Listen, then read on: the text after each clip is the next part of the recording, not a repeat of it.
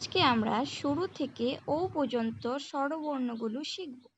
সরু সরু দিয়ে অজগর। অজগর একটি বড় সাপ। সরাইয়া সরাইয়া দিয়ে আম। আম একটি খুব সুস্বাদু ফল, মূলত গরমকালে বেশি পাওয়া যায়। রশ্মি রশ্মি দিয়ে ইঁদুর। ইঁদুর একটি ছোট্ট প্রাণী। দিঘি দিঘি দিয়ে ঈগল। ঈগল একটি পাখি যা অনেক উঁচুতে উঠতে পারে। রস্যু দিয়ে উট। উট মরুভূমিতে চলাচল করে। ও ও দিয়ে উষা মানে ভোরবেলা, যখন সূর্য উঠতে শুরু করে। রসুল্লি রসুল্লি দিয়ে ঋষি। দিয়ে একতা। একতা মানে সবাই মিলেমিশে থাকা। ওই ওই দিয়ে ঐরাবত।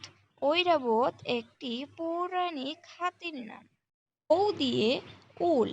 উল একটি সবজি যা মূলত রান্না করে খাওয়া হয়। ও ও দিয়ে ওষুধ। ওষুধ মূলত অসুস্থ হলে সুস্থ করে তোলে।